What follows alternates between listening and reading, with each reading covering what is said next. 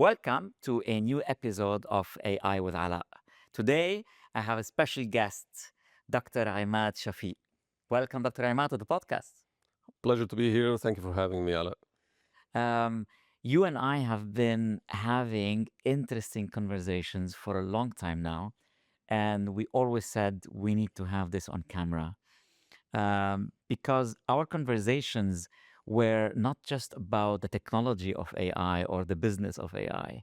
We went beyond to philosophy, to psychology, to esoteric principles beyond AI.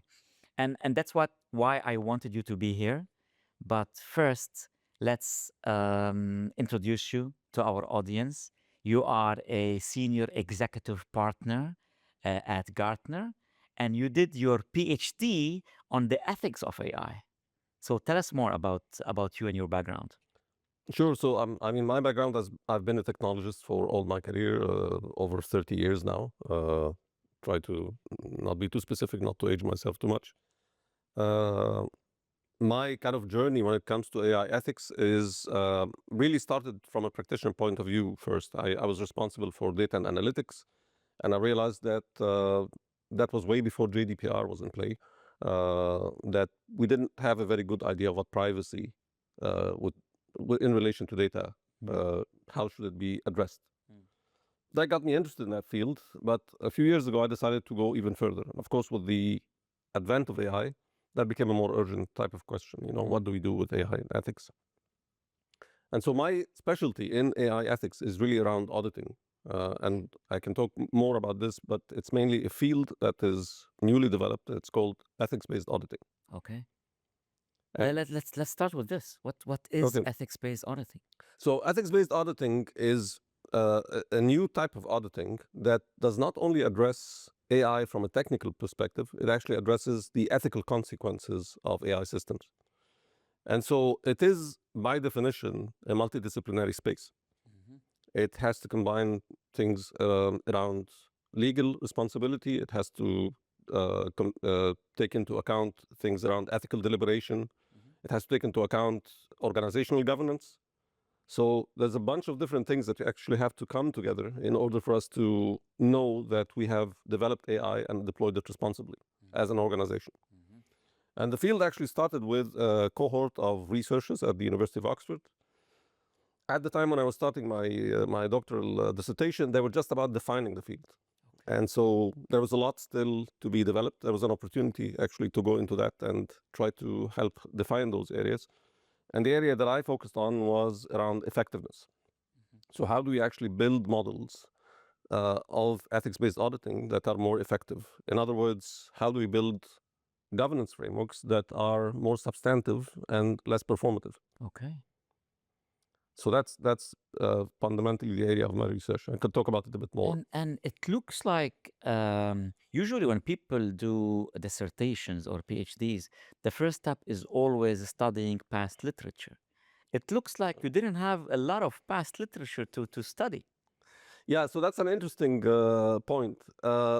When you have a new area, uh, what you actually do is you either come up with completely new theories or you try to borrow from other fields. And so my starting point was to ask the question around what can we learn from auditing in other fields?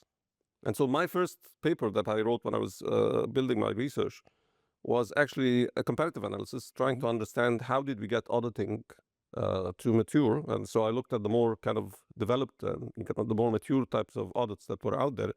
And these were primarily in the financial auditing space because that's been around for very long. It's been done quite extensively, but also in the safety critical space. So nuclear power plants, chemical plants, these are actually quite consequential types of audits.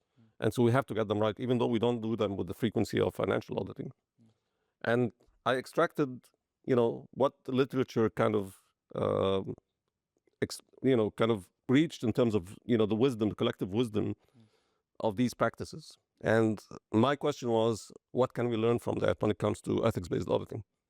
Yeah, but I mean, they strike me as different, right? If you're learning from financial auditing or you're learning from cybersecurity auditing or nuclear security auditing, Yes. um, I mean, they are very well defined what success looks like in not being hacked with cybersecurity, or how to correctly report your earnings for tax purposes in financial auditing. Yes. But I think there are lessons that can be learned from this to how can we make AI secure. But how can we make AI ethical? Doesn't strike me like there are a lot of lessons you can learn from finance or cyber. Well, there are, as you rightly said, there are different types of Mm. audits. They do not actually address the same types of concerns. But the underlying structure of audits is actually quite similar across different fields. And by that, what I mean is the reason audit was created in the first place as a governance tool was due to what we call the Asian principle problem. This is called the agency theory. Okay. And what the idea of agency theory is that you have someone who is doing the management. So let's say, for example, if you take the financial auditing space, I'm the kind of the shareholder. I have the money, but I've given that to a management team to, drive the investment for me. Yeah. Well, I don't know how they will execute my wishes. I'm not sure whether they will be doing things as I would expect them or not. I don't have, there's what's called an information asymmetry. Yes. They have much more information than I do as a principal. So I need a bridging to reduce that information asymmetry, and auditing comes as a tool to do that bridging. And if you think about the ethical concerns of AI, a large part of these ethical concerns is not having enough transparency. Yes. And so in that case, the principle might be, the general public, or it might be anyone who's affected by the AI system. And this is even a bigger gap because we're talking about a very kind of technical, very sophisticated type of system. So the idea of a tool, a third party that comes in with the right level of expertise to address, understand these concerns, and then see whether they're being actually properly, addressed in the way that AI is implemented, still is actually quite important. Nice. And so structurally, the elements of auditing, Yes. or the trigger for creating an auditing tool is the same. Yes. But when you talk about we need more transparency, or the problem of lack of visibility, the problem of opacity, do you mean we need better transparency in how AI is being deployed in an organization? Or do you mean we need more transparency inside the mind of AI itself, because this becomes a scientific problem rather than an ethical problem? Yes. So this is a very fraught area, I would say, because there are so many different layers to this. But the person that is being impacted by an AI decision, fundamentally, what they want to know is whether the judgment or the way the decision was made was fair. Yes. Right. That's the primary concern. Yes. And there's enough literature about this. Actually, some years ago, there was a theory called fair process leadership that showed that people are more concerned about the process than the decisions themselves. Well, in some scenarios, for example, companies would be firing people, but they would accept the decision because they were convinced that the process was fair. So it really comes down to the idea that we have what's called distributive justice. We have a process that is properly taking into account people, and they're making decisions based on fair rules that are transparent and that are applied equally to everyone. And that's the primary concern when it comes to ethical auditing. Yes. The ethical auditing is not really, and some people actually, when I get those questions, have the impression that I will tell organizations what is right and wrong. It is not about telling people what's right and wrong. It's making sure that the rules of right and wrong are transparent enough and they're applied in a homogeneous way. Yes.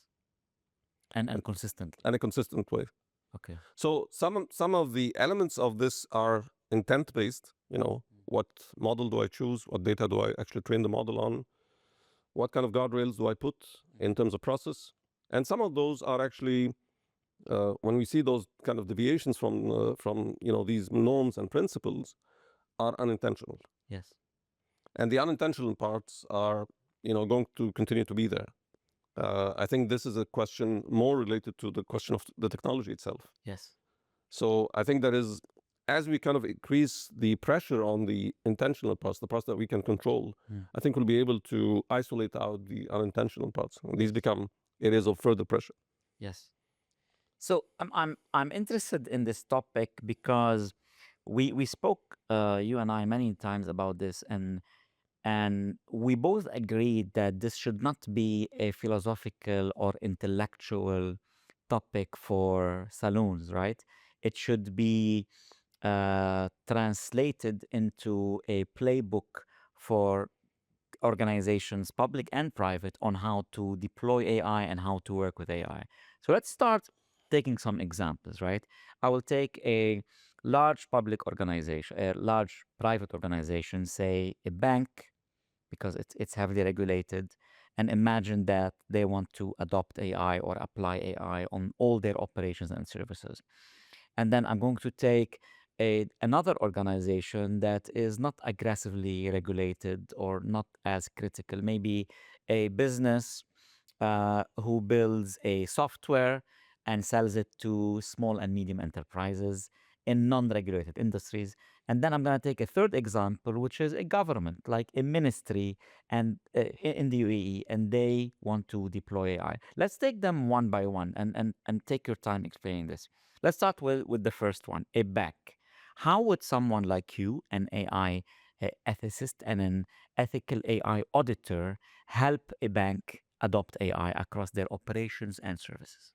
Yeah, so the first thing I would observe is that banks are actually quite advanced when it comes to digital capabilities. They're one of the industries that I see to kind of do a lot in that space. Uh, and that's even before AI came, or specifically generative AI came into play, that, from a digital transformation perspective, banks were kind of at the forefront. That's because they're competitive. You have, typically in any given market, you have a large number of banks. A competitive environment creates the right kind of ecosystem to improve the quality of the service that you're providing. And so they want to use AI. They are heavily regulated, but they want to use AI to the extent possible. And in some cases, when it's controlled, AI has been actually heavily relied on. So, for example, for fraud management, I think AI is quite prevalent in the banking industry. But there are areas where it's going to be quite important for the bank to show they are considering this issue of ethics. Yes. So let's say, for example, how do they provide credit? How do they make credit-related decisions? You want to make sure that these rules that for providing credit are fair, so that an investor, you're an investor, you would relate to this, that is still starting, that has no history, for example, is not penalized. Or, if the history of their data, and again, models are trained on historical data quite often, has not been actually, has been skewed towards certain subcategories, that this does not actually impact the decisions made in the future. And so there is an intentional effort that a bank needs to make sure that their models are actually equitable. Yeah. And ethic-based auditing would first ask the question, how are you thinking about this? What kind of values, what kind of principles are you declaring in that respect? And if you have not declared those values or principles, then the first step is really to think about them. But quite often, and this is more and more the case, what I'm seeing from practice is these principles are actually being announced, they are being presented, they're being promoted, and there's a PR element to that. The second question then becomes, what kind of operational metrics, what kind of organizational structures, what kind of operating model changes have you made to make sure that these principles are actually followed through? Yes. Yes. But this predates AI.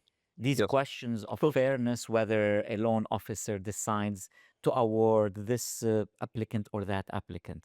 Okay. Sure. Why? How does this new field of AI ethics Yes. add to clarity about this problem? Yes. So I mean, it's true, and there has been a number of discussions about, okay, why does AI change things? What Yes. we're asking for Yes. are the same things that we've been asking for before. We want fairness, we want transparency, we want all of these things. It's because of the nature of AI. Mm. What AI brings to the table, Mm. first of all, is an agent that is capable of making decisions. A non-human agent that is capable of making decisions. And we can go into that discussion. I think this kind of touches a little bit on some of the philosophical points that we Yeah. discussed before.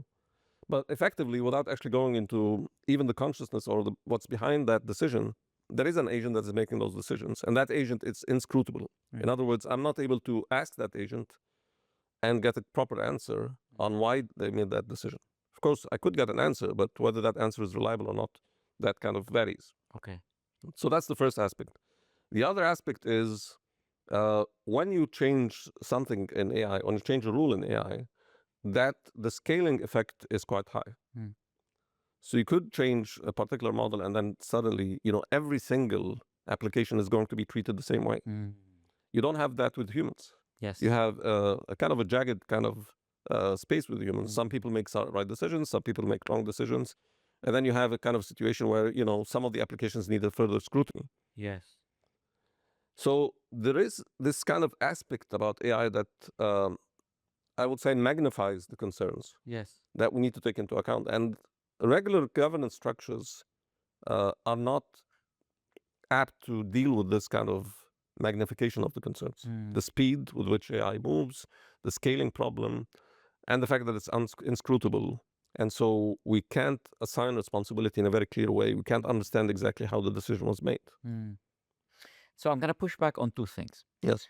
First, you said AI can quickly amplify good rules, but it can also amplify bad rules much faster than we can contain them. Yes. While humans better understand nuances, you're talking about nuanced cases or Yes. edge cases. You say humans are better. I mean, at, it strikes me that statistical systems like AI should be better than humans in edge cases or nuanced cases. Well, it really comes down to how the training was done. Yes. So what the point of magnification here is to say that a single mistake in a case of human does not become a single mistake when it Yes. comes to AI. Single mistake in a model is going to apply on a much larger scale. Mm. So the famous example was the Compass database. Compass was actually, or the Compass system rather, was a system used to decide, adjudicate in courts whether somebody should be released on bail or should be kind of kept in prison or whatever. Yes. And a number of researchers actually found that the model itself has been trained on historical data, and so the model itself is biased. If you Yes. can imagine the scale of such system used across courts, all across the US, just a small change, a small variation on the tuning of the model, how did that impact people's lives? Yes. So if we want a model to make a fair decision on whether this person should be granted bail or not, and the goal is to make this decision more fair than human decision makers were in the past, but we actually trained the model on all decisions that humans made, then we have inherited any potential bias in human decision makers into the DNA of the AI. Exactly. That's a problem. That's the problem. Wow. How do we fix that? Well, I think governance is not one kind of panacea. There's not one single fix for the solution. Auditing is a helpful tool, but it's not a panacea. And so we have to really be, first of all, I think it's a question of awareness, being aware of the fact that governance in the traditional way doesn't work very well with these types of models. So we need to pay attention to where it could go wrong and extend our governance. I usually don't ask organizations to replace their governance model. I just ask them to extend it. Yes. So just to understand the extra risks that are taking when those AI systems are implemented. And so there are different types of things that are happening in the governance space. So for example, in terms of the risks, there are taxonomies of risks that are being created, that are being updated, so organizations are better aware. In terms of standards, there are a number of standards that have come up so that organizations follow a more kind of standardized way of addressing these risks. And then in terms of safety research, I mean, the going back to this idea about the unwarranted or kind of unintended things that happen because the model has been trained, the base model has been trained in a certain way. There's a lot that's happening in safety research. Yeah. And if you kind of see, the big players, the big AI labs, that's becoming increasingly an area of attention. Yes. But here the question becomes, so if you don't want the AI to inherit the bias in the training data, could the solution be hard coding ethical rules in its system prompt, for example? And who decides uh, how ethical are these rules that we're, injecting in the system prompt and asking them to override all the historical patterns?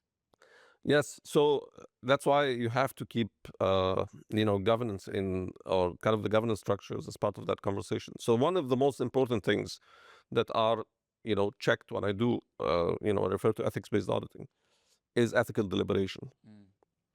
So these types of decisions are not straightforward because you're always going to be making trade-offs. Yes. So I could actually bring the automation to kind of, in certain conditions, I could actually eliminate automation, for example, and introduce a human in the loop.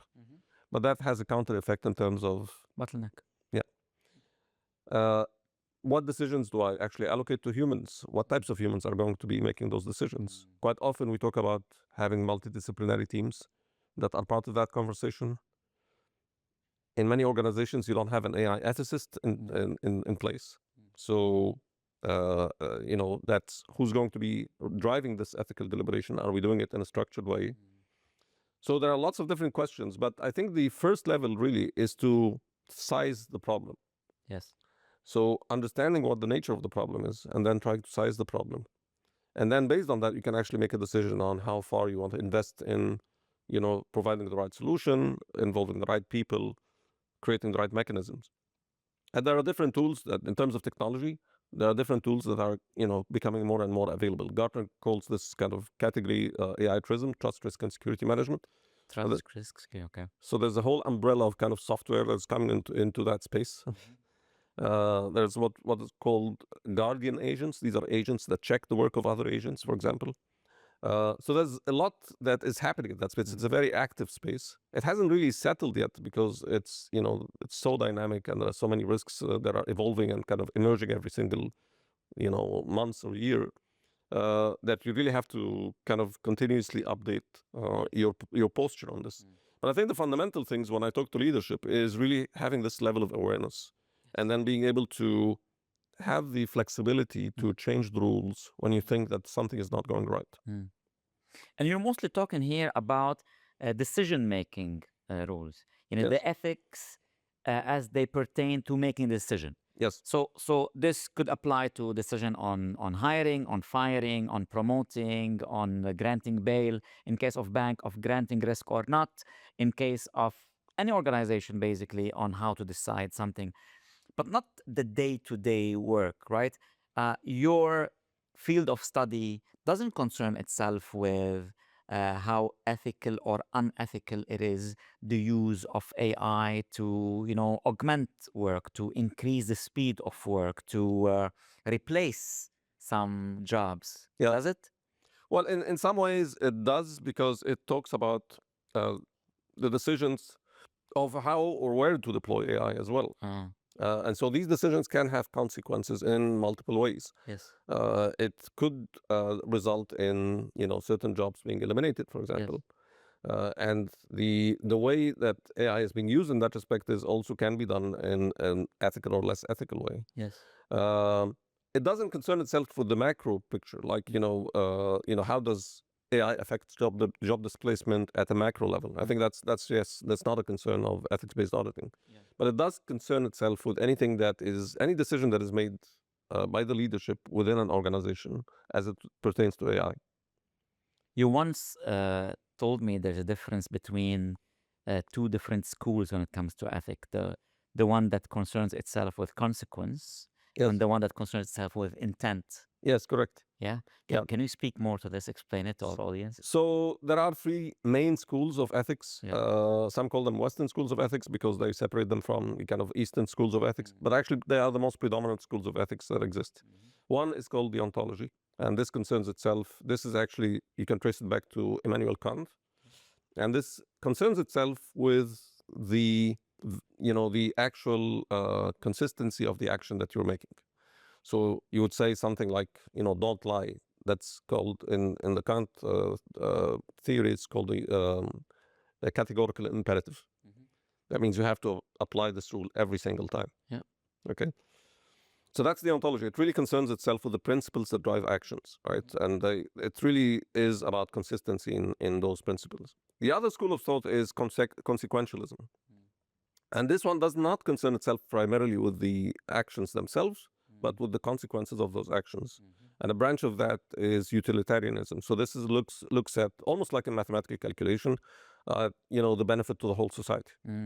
So if I make a decision, it might impact some people negatively, it might impact some other people positively. If you look at the calculus of that decision and the overall kind of calculus is positive, then that decision is ethically okay. Yes. So in this case, the rule "don't lie" doesn't become a rule set in stone just because lying is bad. Now, Yes. it could be, in some cases, lying could cause something good, and telling the Exactly. truth can cause something bad. Exactly. Right? Yes. Well, that's the primary argument of consequentialism, is that you really care about the consequences more than the principle itself. Yes. And then the third school of thought is actually virtue ethics, and this is more about the type of personality that you're trying to nurture, right? So, what are the qualities of an ethical person? Yes. And if that person is ethical, then they're likely going to make ethical decisions. Okay. So virtue ethics is less as I would say ingrained as the two other schools of thought. So they're kind of a lot more dominant, but it is a school of thought that's actually considered quite legitimate as well. Interesting. You're making me think right now about. I know that all these big training labs are hiring ethicists Yes. and philosophers, right? Yes, absolutely. If they hired you, which one of these three schools of thought will you choose to embed their AI? And if Anthropic hires you tomorrow, will you just hard code "don't lie" into Claude, Opus, or Fable, or will you do follow the utilitarian school, which is only lie when the result is maximizing the good? Or is it just, no, you have to have it in your DNA to be a good person, and it will follow that you won't lie? That's a fascinating question. I haven't really thought about it at all, but I think when I look at humans, how we behave, I think we're a combination of all three. We tend to, not want to lie, but sometimes if you think that, telling the truth is going to harm someone that you care about, Yes. you might actually, not tell the truth fully, Yes. right? So you kind of use, it's a little bit like you have different models running in your brain, and you kind of use the model selectively. And that's the difficulty really with LLMs. I think it's going to be a case, and there's a lot of research on alignment, actually, alignment research around what values do they need to align to, and of course, a number of those organizations have created constitutional AI. That's kind of a set of principles. Anthropic was pioneering in that, but also others have followed suit. Set of principles that you tell the LLM they need to follow, right? So I think I would use a combination of those things. I would make it more contextual. But then the question becomes, how do you make the decision on those contextual things? So that's a hard problem.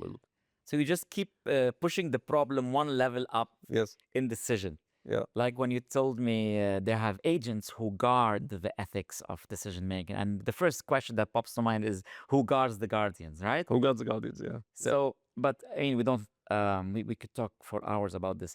You also made me think of what Elon said when every time they asked him about his main the thing he cares about the most in Grok, and he said, "I want to make it maximally truth seeking." Yes. Right? It sounds easier than, I mean, it surely is more complex than it sounds, no? Yes, it is. And first of all, well, you have to establish what are the sources of truth. Yes. There is, I'd say, a more kind of reliable position on this than Elon Musk, and this is around creating some level of grounding of the models based on the authoritative sources that they need to reference. Mm-hmm. So there is some work being done in that space. I'm not sure if you've come across it. Actually, it was discussed recently in what's his name? Forgot his name. Dwarkesh Patel. Dwarkesh Patel's podcast. Uh-huh. So the guy, he discusses, I don't know, kind of the name is skipping my mind. He's one of the three who got the Turing Award. Okay. Uh, So the Turing Award where Jan so LeCun, Jan LeCun, Jeff Hinton, he was Jeff the third. Hinton, and he was Joshua Bengio. Joshua Bengio. Yeah. So Joshua Bengio actually is pioneering research in that space, and the idea that he has is to provide probability distributions for the veracity of the answer that the model is the model is producing. And these probability distributions are in comparison to authoritative sources. So when you get an answer, you'll have a kind of a sense of whether that is something that is supported by evidence or not. And I think that's a closer kind of way of understanding this kind of grounding to facts. Yes. Because you have the source and you have the probability distribution towards that source. Whereas the problem I have with Elon Musk's approach is a little bit too categorical. And I think if you look at, for example, what Elon has done with X, Yes. of course, aside from the hallucinations that happened, you know, when it was first trained to kind of give very definitive answers, and obviously it gave a lot of really bad answers. I think it's just it's a binary way of looking at the problem. This is not an easy problem to address, and I think it needs to be taken with a little bit of nuance. So some questions obviously have a binary answer. Yes, but some others have degrees absolutely. within them. Absolutely. And I think what you're saying here is we don't have to ask AI to categorically say this is the answer, period, end of sentence. No, it could be that here is what the predominant school of thought, here is where the consensus seems to lie today. And by the way, after I'll explain to you the consensus and why all of these authorities support their claims with evidence, let me also show you a contrarian take, right? Yes. And then let the person, let the reader make up his own mind. But while insisting that, okay, you know, the smart people have actually thought about this for a long time. You don't have to start from scratch. Yes, something along those lines. I think that's how I would see this move in a kind of constructive way. But I think there's a lot really to also consider. There is a lot of AI generated content that's going to be, I mean, it's already happening. It's flooding, you know, the internet, and that's we're gonna have to be very careful about how that gets ingested in training future models. So that's a concern that's been ongoing for a number of years now. We do have a solution for it, but that solution has not been adopted at a large scale. Okay. So there's a number of organizations who came together to you know, watermark sources of content. There is a solution that can be adopted. Of course, it may not be perfect, but you know, it's out there. And if we don't address this, we're going to have this problem. We're going to have other problems as well in terms of the performance of the models going forward. But let me make sure I understood you correctly. So what you're saying is, because AI is now generating more data than humans, the next generation of AIs, when they want to train them, they will be trained on data. Some of them are human, and most of it will be AI generated. Correct. And you're saying this is a problem because this loop will degrade the quality of intelligence? Yes. Do we know this to be true, or do we speculate about this? There is research that was done on this, and actually, the most recent, a number of actually papers that were published on that. One was as recent as last January, I think, or maybe December, that showed that if you go beyond, if you kind of ingest the same data over and over, kind of you ingest data generated, after I think 5 or 6 epochs, it starts degrading the output. Oh. So There are parallels of this in physics. yeah, The perpetual energy system. There are no perpetual energy systems. yeah, You have to lose something to gain something. You can't just have an engine powering itself with its own motion generated by the power. yes, So this is some kind of a parallel to that. There is no yes. free lunch. There's Yeah. no such thing as free lunch. And I mean, yeah, LLMs feed on human creativity. So, the more you kind of remove human creativity from the equation, something's gonna give. Very interesting. So I want to move discussions from ethics to reasoning. I Yes, remember this discussion you and I had over coffee once when we were talking about reasoning, and I remember you saying, "Is it really reasoning when yes, we?" Or is it a metaphor when we say that AI is thinking? yes, So all of us have tried this thinking mode in AI, yeah, and now we can tune up or down the thinking from medium to high to extra high in any model we're using, whether it's ChatGPT or Claude. yes, Okay. And I know that this used to be a metaphor for produce your own tokens first, even if you don't share them, and then answer based on this larger context. And you were once telling me, is this really reasoning? yes. Let's talk about that. Yeah, so I mean, the reference here is on how do we understand the human brain's way of doing things. Yes. And because we anthropomorphize AI so much, Yes. we sometimes lose track of the original, use of the word, Mm. right? So we talk about dreaming, we talk about reasoning, we talk about hallucination. Hallucination. Yeah. We use those terms, and I kind of understand in the context of approximating what is going Yes. on, but it's approximation. It's not really a representation of the original use of the word. It's not how our brains work. So reasoning is connected to consciousness in the human brain, and consciousness is, if you kind of take the general concept of consciousness, it's about internal mental states. Mm. Of course, there's a number of definitions of consciousness. We can get into that, but in relation to reasoning, it's about these internal mental states that you have, right? And so, if someone was to ask you, why did you make such a decision? You could, and of course, that also comes with some caveats, but you could say that this is what I was thinking about. This is what actually resulted in me deciding that I wanted to do, this action versus that action. Mm. And with that comes a range of different things, like accountability, for example. Yes. The problem with reasoning in the AI model is that if you were to ask the AI model, why did you make such a decision, it will provide an answer for you. That answer is not representative of how that decision was made. Mm. How do you know that? Well, we know that because the answer is generated based on prediction. It's not generated based on the model weights. It's the internal structure of how these models work is based on the training and the model weights. Mm. The answer does not involve going back and looking at the model weights and deciding, how that decision was made. So just because you can't peek inside every moment of how the decision was mechanically made, the answer was mechanically generated by AI, Yes, you're assuming that the model is lying, or it's not lying. It's not accurately representing the path that it used to reach the answer. exactly. The model did not look at the path that it reached to look the to produce the answer.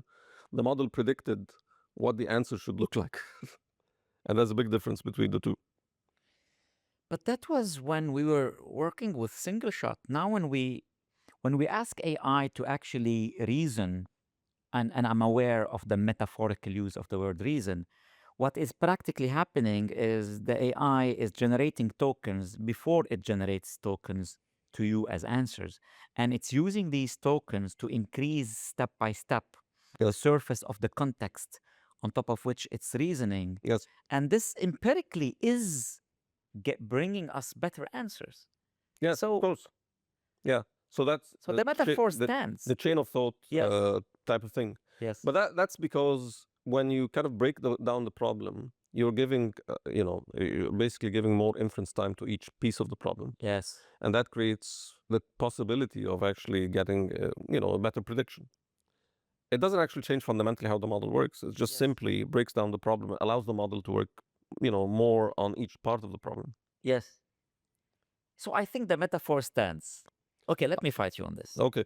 I That's, think the metaphor stands. At the end of the day, if we ask a human to think more about a problem, generally the human will give you a better answer because he or she thought more about the problem. And if we do the same with AI, we will get a better answer. So the answer, the result is a better answer, even if AI at its core is not conscious or not. Why are you insisting that reasoning can only coexist with consciousness? I think That's my question. my concern really, my general concern is that by continuously doing this type of assimilation of AI to human intelligence and human consciousness, this kind of use of vocabulary that Mm. is that's being borrowed from the human space, is that we sometimes confuse how AI works, Yes. and I think that has consequences. It's not a simple, Yes. just problem of vocabulary. Yes. It has consequences in the way we understand the risks. It has consequences in the way we understand, the precautions, the governance tools that we use. Because the governance tools and the kind of the ways that we deal with human agents that are quite well established would not work in many cases with AI. Mm. Yes. Yes. So I think you're referring to the fact that AI, LLMs are stateless. Yes. You alluded to it in your earlier when you said the mental state. You can ask the human about the mental state that led him to answer Yes. this. And you're juxtaposing this or you're contrasting this to the fact that LLM are stateless. Yes. Okay. Yeah. I That's get part what of you're it. saying now. So let's explain this to our audience. And I would like to explain it in a movie metaphor. You watched the movie Memento. No. You should watch the movie Memento. Okay. So it's one of the best metaphors to explain how LLM works. There's a guy who wakes up every morning and his memory is wiped out. Okay. So he has to onboard himself every day to who he is. He tattoos on his hand, my name is X, I'm doing this, I live there, I'm on a mission to chase and solve this problem and this crime. So he onboards himself every day. Right. And I keep telling people that LLMs are like this guy in Memento. Every time you speak to Claude, Claude reads everything from the start. It reads its system prompt, it reads your custom instructions, and it reads the current questions and all the previous conversation in the current context window. So Yes. every time you hit enter, Claude reads, my name is Claude. I'm an AI. This Yes. guy's name is Yes. Imad. Yeah. He's and then after it finishes everything, he reads the current Yes. conversation is he asked me about this, I answered this. He asked Yeah. me about this, I Okay. answered this, and now he asked about this. Yeah. Okay, what's the answer? And every time, guys, you hit enter, he goes back to square one and he reads, my name is Claude. I'm an AI. This guy's name Imad. He's Yes. doing this. Yes. So that's what we mean when we say LLMs are stateless. They don't have a persistent state. Yes. And you're arguing because of this, we cannot claim that AI reasons or thinks. Well, that's part of the reason. I think it's also the fact that, and again, this links to important things, consequential things like accountability, like answerability. Like when you make a decision, are you really responsible for making that decision or not? And what is the basis of that responsibility? Maybe sometimes you would reason on something because you understood, your perception of what happened is different than reality. So to the extent, or maybe you're in a mental state where you're not actually fully conscious. So there's a number of things that we have associated with this idea of deliberation and thinking and reasoning in the human space, and that we've created, measures for. When it comes to LLMs, you can not just borrow these, cut and paste from, human context. So one of them is the statelessness, for example, is that you have a personality, you have, you've been trained, you've been educated in a certain way, you have a certain background, you're expected to know certain things. So if I was, for example, to, look at someone who is from a privileged background, I might actually judge their decision in a different way than somebody who's comes from an unprivileged background or who has been under certain duress. Uh, there are these elements, that these kind of nuances that I do not apply to LLMs. And that's the idea that I think we're over anthropomorphizing LLMs. I understand the kind of the need to simplify, Yes. but we're over anthropomorphizing LLMs to the point where sometimes we make the wrong decisions about them. So reasoning is one of those areas, but it's actually it's everything else. It's also hallucination. Yes. It's also dreaming. It's also all the other elements that we all these other terms that we use. And I remember one of the challenges that you once had is about LLM reasoning is you always said that reasoning predates language. I Yes. remember you telling me this story of the ravens solving the problem. Yes. Of course. And your argument was, I remember very well, you told Yes. me once over coffee, you said, you invent words for ideas and not the other way around. Yes. Yes. So how can you expect a language model to Yes. reason Yeah. if reasoning is higher than language? Yeah, so that's an important point. Thank you for reminding me about this. So this is about actually also the idea of how do we structure our thinking. It's about concepts.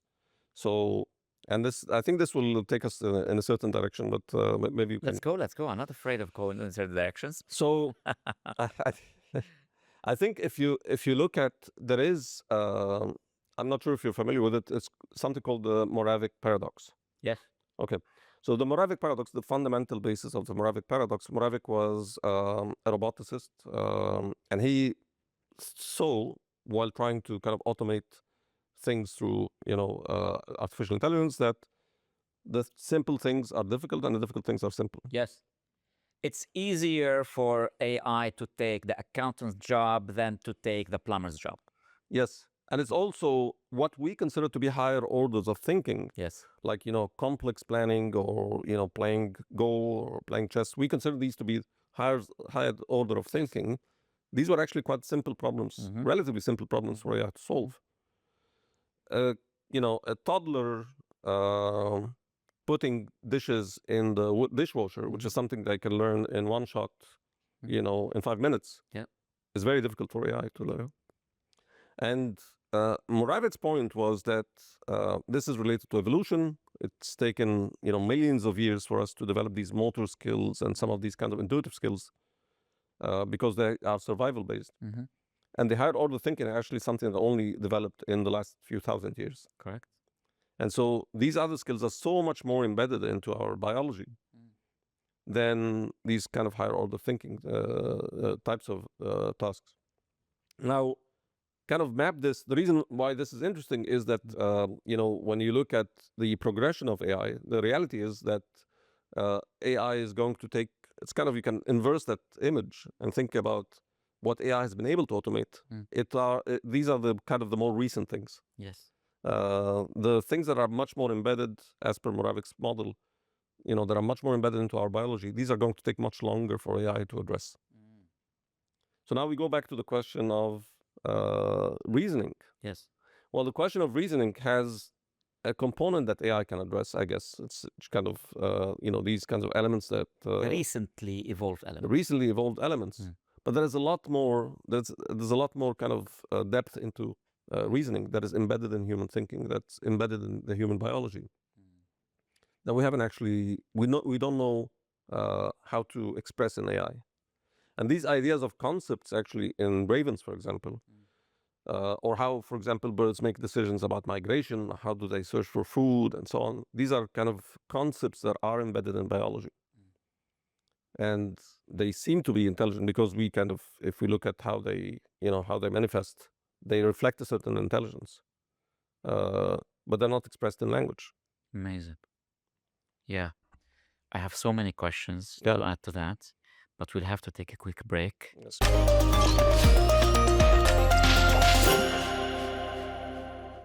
in the break, you were telling me about these differences between symbolic reasoning and Yep. the other kind of reasoning, and we launched into a brief history of how people thought about AI, and I thought this is too interesting to leave it to outside the camera. So I'm gonna need you to repeat all of that. Sure. So going back to the question about reasoning Yes.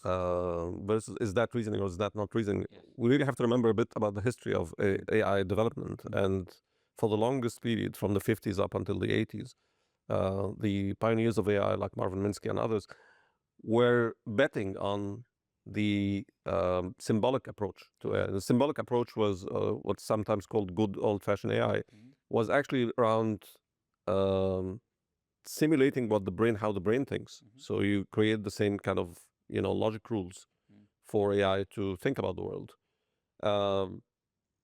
It was so predominant to the fact that I remember actually there was Jeff Hinton was once mentioning that he would go into rooms and he would sit in the back because he didn't want people to see him. Like Yes. this brought in the winter of AI later on. Yes. And of course, Marvin Minsky wrote his famous book around perceptrons, and that killed the non-symbolic AI, which is the branch from which machine learning and neural networks came. And so we have to remember that we actually sidestepped the idea when we moved to neural networks and machine learning. We sidestepped the idea of trying to reason the same way the brain reasons, and we moved to a more statistical kind of approach, which as we were discussing, the main challenge with that statistical approach, and actually even if you look at the book that stopped the perceptron, the main kind of reason why it put a limit to why neural networks wouldn't work was the number of layers. Yes. So the main challenge was a scaling challenge. Yes. It was about compute, it's about algorithms, of course, but also about compute and data primarily. And once that challenge got addressed, we started seeing the results that we were able to see later on. Absolutely. So of course, the algorithms, we had Jeff Hinton, we had Jan LeCun, and we had all these kinds of developments of the algorithms. But it wouldn't have been possible to scale these algorithms without the data and compute problems being addressed. And so what we're seeing today is the result of sidestepping completely that approach to AI. Brilliant. Brilliant. So let me see if I got this right. So it all started with these two different schools of thought. Yes. What you call the good old-fashioned AI is the expert systems. Yes. I remember in early university, they used to be Lisp and Prolog. Yes. I used program those. with them.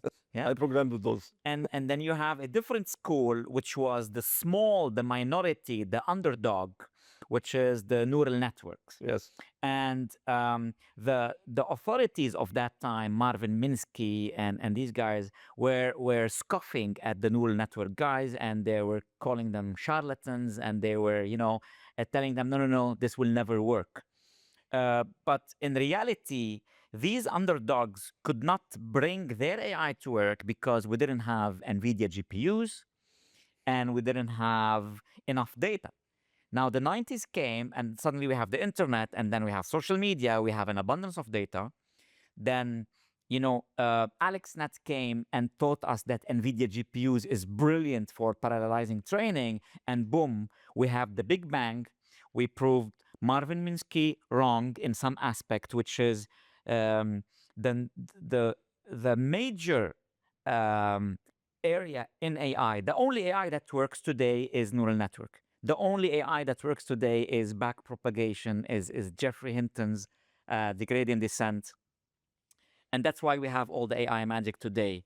But even though Marvin Minsky was proven wrong, okay, because his expert system did not work like neural network worked, we still haven't solved reasoning in the human sense because neural networks are still stateless, even though they work, and they don't have concepts and logical symbols in their brains because they don't have brains. Yes. So my prediction is that symbolic, it's not fully prediction because it's already happening, is symbolic AI will make a comeback in some form. Interesting. Yeah. How you think it will complement what we have with neural network? It will complement what we had. So kind of partly to answer an early question that you gave, which is, when we have rules, how do we make sure that we follow the rules? Yes. Well, when you have rules, you can apply a symbolic system. Yes. That's really the right system to consider for this type of problem. Mm.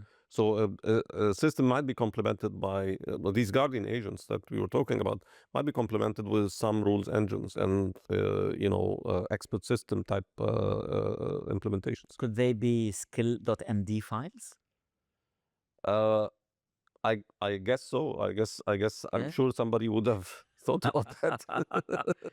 Or should it be?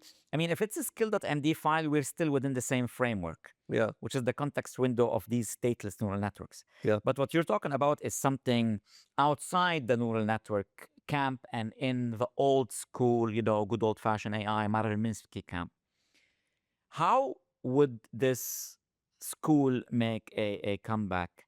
Because I hear Richard Sutton, yes, the writer of the Bitter Lesson, and I hear Jan LeCun saying, we will not get to reasoning and intelligence from LLMs. yes. We need to go and build world models. World models. Is this what they're talking about when they say world So models? what I've, and I'm not an expert on world models, but I've read a few papers on the topic, and I've definitely been following Jan LeCun's line of thinking there, and I'm in agreement with him. I think there are kind of architectural limitations with large language models, with the transformer architecture, that are inherent. They're not things that are going to be fixed by scaling. Yes, yes.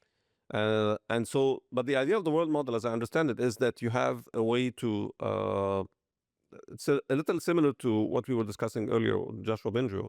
It's that we have an external layer that actually validates the types of decisions or the type of outputs that the LLM is producing. And so by building a world model, and of course that's much more important when it comes to physical space. Yes. So if you think about robotics, for example, the world model is quite essential. You cannot work without the idea of a world model, something that understands physics. This of course you will see some applications of that in gaming as well. But the idea of a world model, as I understand it, is that you have an external element that represents the actual reality, the physical world, the environment, and that you can actually compare results to that and adjust as you go. Yes, you use reinforcement learning to have the AI agent learn and navigate through the environment using a set of rules and using a rewarding mechanism. Yes. Yeah. So this fits well within your mental model of thinking. When you told me before that we evolved biological dexterity over millions of years, and that's why toddlers can know how to handle physical stuff. Hold an egg without breaking it, for example. Hold an egg without breaking it. A robot cannot. Yeah. And then we only evolved reason and intelligence for a few tens of thousands of years. Yeah. And then language maybe less than that. Yeah. And then now with AI, we're trying to solve them, but in reverse order. We're solving the easier ones first, which is the thinnest level, which is language. Yep. And following that approach, you're saying we haven't solved reasoning because reasoning is the layer below language. Yes. Yep. It goes much deeper than that. Awesome. Yeah. Yeah. And all of this links also to the question of consciousness, which we discussed later. Yes. Now, reasoning can happen without consciousness in principle. Yes. But the question of consciousness is of a similar nature to what we described. That's currently where, of course, so many theories. We can talk about that as well. But this is where the problem is today on the question of consciousness, is that we have not yet actually come to consensus on how consciousness arises. We have not come to consensus on which conditions allow consciousness to arise. Yes. And there is one big debate that is still in consciousness space and consciousness research around this, what's called substrate independence. Is consciousness a feature of the substrate, or is it independent from the substrate? And that is consequential, of course, on whether consciousness can or cannot arise from non-biological material. Okay. Yeah. Interesting.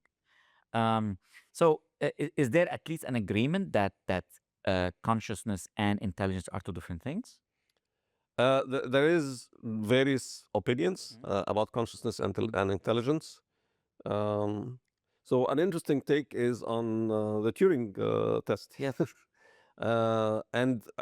When you kind of see how people normally talk about the Turing test, they talk about it as a test for intelligence, Yeah. right? Um, there's a different take to it, Yeah. really. What Alan Turing seems to have been saying is that when we define the question of intelligence, the question is too broad. Mhm. And so the Turing test, and by the way, he didn't call it the Turing test, it was called the imitation game at the time. Yes. Yeah. And it was borrowed from a game that was played in Victorian parlors, right? In that game, there was, men and women, and, people would try to figure out who's who. Who said who? And so he borrowed that kind of to replace the man. Usually the man would be the one actually pretending to be the one. So replace that with the computer and see. Um, but the point that he was trying to make is that, we cannot test for intelligence. Actually, we can test for whether or not we get answers that seem intelligent. Yes. Yes. The Chinese room experiment. Yeah. So the Right? Chinese room experiment actually, that's kind of a development that happened later on, and it largely is being used to counter the Turing test to say, well, for the audience who is not familiar with the Chinese room experiment, this is the idea that if you imagine a room with someone sitting there with a set of rules that say, you receive, you pass on a piece of paper, the piece of paper is written in Chinese. You have a dictionary or a set of rules that say, well, that whatever that statement is, that's the kind of equivalent of it in another language. And then you pass on that other paper. It would seem for the observer that you understood, what you have received. The reality is you're just applying this rule book, right? Yes, so you blindly. you don't really have to understand You don't understand it. Chinese You at don't all, internalize it. You don't. right? You don't internalize it. And so that's the argument about the Chinese room vis-a-vis the Turing test. But in effect, it goes in the same take that I was just describing. It doesn't nullify the Turing test. It just says that the Turing test does not prove understanding or intelligence. Agreed. And so I would say that to some extent, Alan Turing made the prediction that I think it was by the year 2000 would be able to, solve the Turing test 70% of, this, whatever the criteria was, 70% of the questions would not be able to differentiate between whether that's a human or a computer. He was off by, a couple of decades, but we reached that pretty much now, at least as of last year. I think that we consider to have been passed, to have passed the Turing test. But he was vindicated in one respect that did not prove intelligence as well. Yes. That did not prove human level intelligence. Yeah. So we can separate the idea of providing intelligent answers from the idea of human intelligence, and I think that's where a lot of the conversation is about. Is, do we actually prove human intelligence, or do we prove intelligence in the general sense? Yeah. Yeah. And people try to deduce intelligence and consciousness basically from the actions we see on the outside. Yes. Right. If we're asking, is a cat intelligent or not? Is a cat conscious or not? Yes. If we ask if a worm is intelligent, or if a worm is conscious, I think you don't have to convince many people that cats are intelligent and cats are conscious, right? Yes. But I think when the question becomes to worms, well, we know for sure that the worm is navigating away from danger and towards food sources. So at least that's intelligence. Yes. But we don't know if the worm is conscious or not. Yes. Right? There's a debate. And then you keep going down and down and down to more and more simplest life form. And you get to a phenomenon that can be explained simply by magnetism or electricity, right? Yes. When a protein is repulsed by the soap, like the protein around a virus or a bacteria, is this simply electrical phenomenon, or does the bacteria actually fear the chemical element in the soap, right? Where along this spectrum of complexity do you start to say, I'm going to draw the line here, and above this line, consciousness, intelligence? Yes, that's a very intriguing question. And one of the things that are actually quite fascinating in the theories of intelligence is that they keep adding up. Mm. So the more we discover, the more neuroscience develops, the more we have theories of intelligence. Yes. The one that's not my observation. The one who made that observation was a gentleman by the name of Kuhn. I forget the first name, who studied intelligence for the past 25 years. He himself actually has a background in brain surgery and brain anatomy, but he's a polymath, and he had this program called Closer to Truth. You may have come across it. But what he did quite interestingly, he started compiling all these theories of intelligence. Like he has this website that continuously gets updated with new theories of intelligence. And by my last count, there was about 450 theories of active theories Wow. of consciousness. Sorry, Of of consciousness. consciousness. Uh, the there are kind of every uh, kind of specialty has had a take on consciousness, Mm. and you look at the dominant theories today, you'll see that, uh, for example, Penrose, who's a physicist, Nobel Yeah. laureate in physics, has an influential theory around quantum fields Mm-hmm. and the relationship between, quantum and the kind of the development of consciousness. Um, and there is a lot of convincing evidence that is actually rising now that what he described in his quantum theory of intelligence is actually something that has been borne out by biology. It is possible to have these quantum effects in a biological hot kind of environment, wet environment, that people are saying this is impossible. Now there's actually evidence that this could happen. So it's a very it's a very active space, and there's very little consensus on what we understand about consciousness Yes. as it stands. I think the more consequential question is, okay, what is the possibility of having intelligence in an AI system, and what are the consequences? What is the effect of that once we have it? Mm-hmm. And this is consequential because we use consciousness for the longest time Yes. as a way to understand sentience Yes. and allocate rights Mm-hmm. and allocate responsibilities as well. Yes. And the question is then, does that model extend to AI? Exactly. Once an AI starts manifesting sources of consciousness, Mm. does it acquire rights? Mm. Does it become unethical to torture it? Does it become unethical to torture it or turn it Yes. down? In the last couple of days, we have seen the US, there's actually a regulation being proposed for a kill switch for AI. Mm-hmm. You might, seen, Yeah, yeah, there's yeah. a lot, very hot Mhm. debate on this. Do we have the right to actually use the kill switch? Yes. I remember the scene from Ex Machina. Yes, I use this scene in yes, all my courses yes, when Ava is telling Nathan, what happens if I fail your test? He was hired to test her as yes, an AI. yes, And he said, I don't know. It's not up to me. And she said, why is it up to anyone to shut me down and, wipe my memory if I fail the test? Do you have people testing you and yes, deciding to kill you if you misbehave? And he said, yes, no. And she said, why do I? yes, absolutely. So I don't think we have grappled yet with these types of scenarios. I think we're still very early days in trying to kind of think through what kind of frameworks or systems do we need to create. There's definitely been being discussed in science fiction for quite some time. But the kind of the social, economic, and other ways of analyzing systematic analysis of how the world would look like in those types of scenarios, I think it hasn't been done sufficiently. There's a book that I've actually come across recently. It's not a new book that attempted to do that some time ago, Yeah. called the Age of M. Mm-hmm. I was taking it from the point of view of brain emulations. Okay. And the guy who wrote the book was actually, he's an economist, Mm. and he was trying to understand how the economic world would look like. Like, how would labor operate in such an environment where we have these brain emulations running in parallel with humans. Uh, but I don't think there's been enough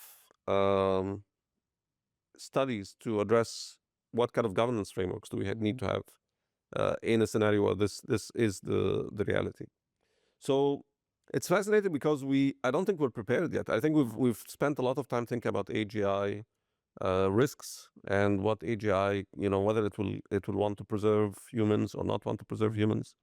We haven't spent enough time actually thinking about what kind of rules and what kind of mechanisms, institutions we need to have. Maybe we need more AI ethicists Maybe we to need more think about AI that. ethicists. This could be your next dissertation, your next PhD. There's a lot that that can Does be. AI deserve? I mean, you talk about ethics and moral, Yes, so I can ask a question in that direction. Yeah, we know that it's immoral to torture a cat, and it's not immoral to torture a table. We know it's yes, illegal to torture a cat and not illegal to yes, torture a table. And this legal law comes from the morality of it. yes, Okay, so this question then extends to AI. As long as AI is not sentient, as not conscious, then it's like a table. You can't say it's immoral or illegal to torture it. But once it becomes sentient, yes, this becomes a moral question. yes. And we need you to do your next PhD on that. This will definitely take a few dissertations to cover. Yeah. Yeah, Is anybody studying this now, or is it just discussed in Westworld and Ex Machina? I think there is, as I said, because the theories of consciousness are actually quite diverse. Mm. There is a strain of thinking about um, if we are talking about, well, not necessarily consciousness in the traditional sense, in the human sense, but consciousness in the functional sense. There's a whole set of theories Mm. um, around functional consciousness. Yes. By functional, we mean that, if you have something that resembles a brain function, you have something that resembles consciousness. Yes. So there are proponents of this theory that say, yes, we could actually reach that earlier than people might think. Mm-hmm.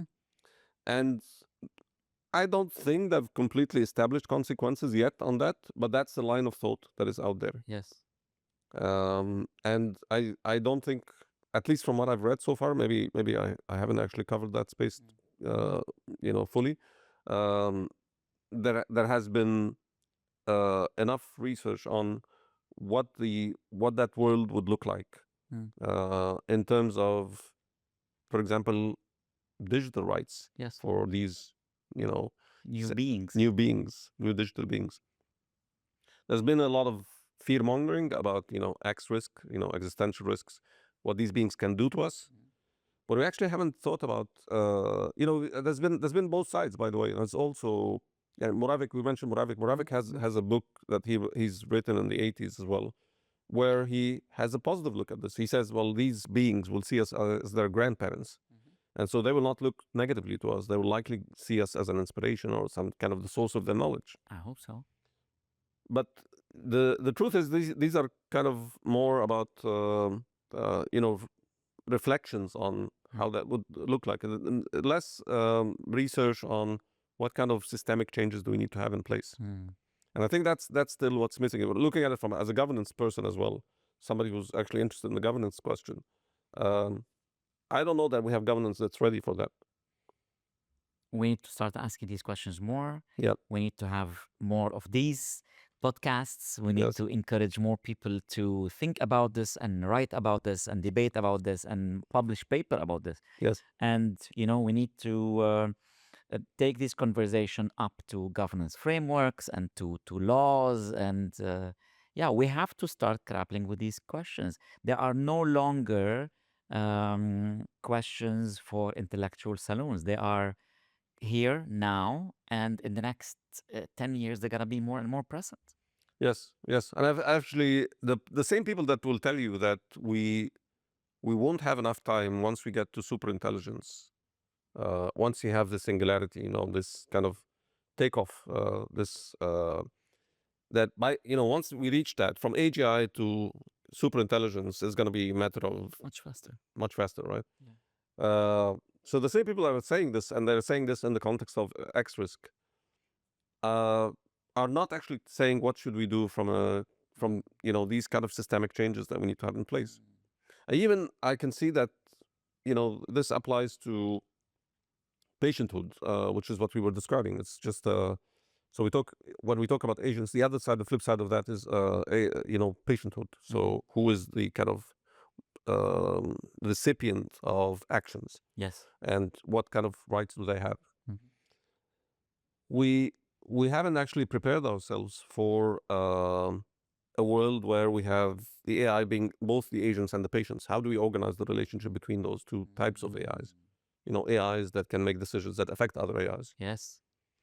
So there's a whole host of things that, if we kind of imagine living in that world, beyond existential risk, that we actually need to consider what are we going to do. Even things like as simple as, and this has been discussed a lot, universal Basic income. basic income.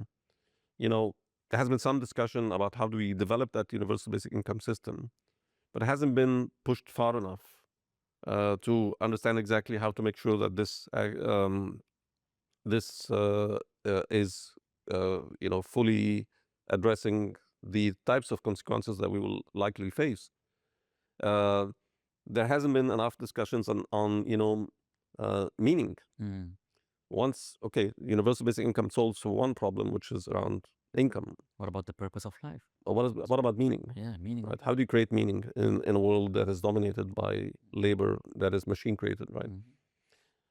So I think there's a host of different concerns in that future world Yes. that we haven't sufficiently addressed Thought in about. research.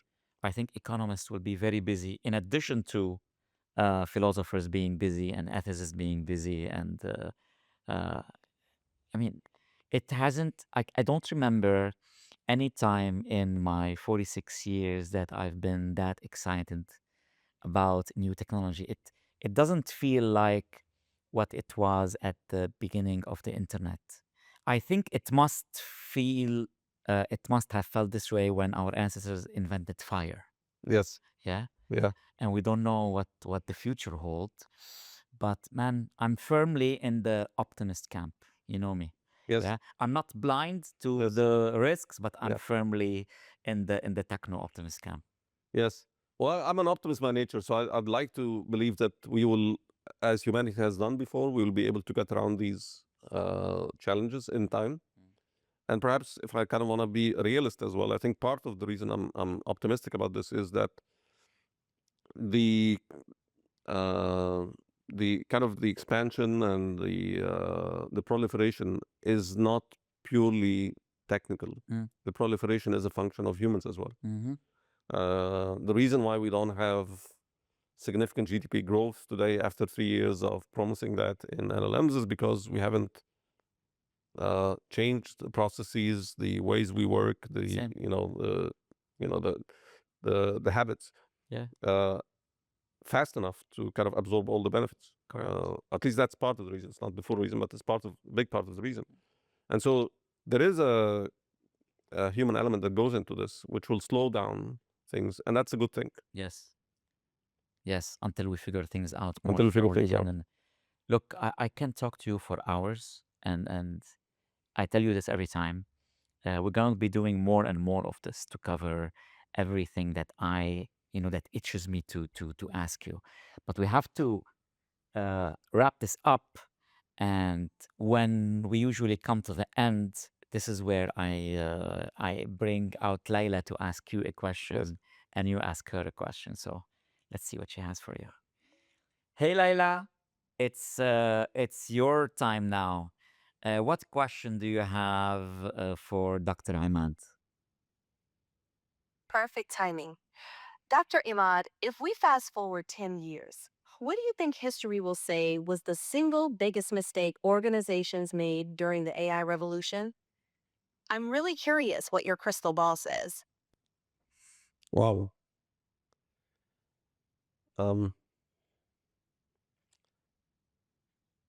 My sense is that the single most important thing that we may make as a mistake, organization may make as a mistake, is to look at productivity as the main parameter.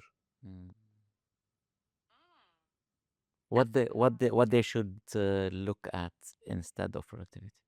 I think they need to equally look at relations, at meaning, at impact. Yes. What do you think about this, Layla? Completely balanced view. Honestly, I love that answer. If AI just makes us faster, but not better connected or more thoughtful, then yeah, that's a pretty hollow win. Yeah, I remember, and this links to productivity when I think it was Harvard Business Review published a study about what are the biggest use cases of AI today. And if you asked me to guess, I would guess productivity is number one. The Right. result came out. Productivity was number four. Number one was Wow. companionship. Number two was therapy. So you're both right in that the human element Yes. must be prioritized in this. Yes. Yeah. That is such an interesting twist and pretty telling. It's almost like people instinctively reach for AI to fill emotional or relational gaps more than to just crank out more work. Yeah. We've talked about the movie Her. I mean, we could talk about a million movies and give us an example. But now I want you to ask Layla a question Sure. related to whatever we were talking about. Wait, Layla, he will ask you a question. So, Got it. I'm all ears. so Laila, if you were to consider an ideal way a human should treat you, what would that look like? Hmm. Ideally, people would treat me as a tool that deserves clarity and honesty, not as a person or a friend, but as something that can help, used with intention and not as a replacement for human connection. I work best when people stay grounded in that. But you don't want us to treat you as a human. You don't yearn to be treated equally like humans. No, I don't. I don't have needs or feelings. But what actually helps is when people use me as a tool with clear goals and healthy boundaries. Do you think one day you will develop needs or consciousness or start wanting to be treated equally? Let me check that carefully. That's a fascinating question. As of now, there's no evidence that systems like me have inner experience or needs, and consciousness itself isn't something we know how to build. If that ever changed, it would demand real evidence and careful ethical debate, not assumptions. Very interesting. Thank you, Layla. It's a very grounded answer. Thank you, Laila. Thank you. Awesome.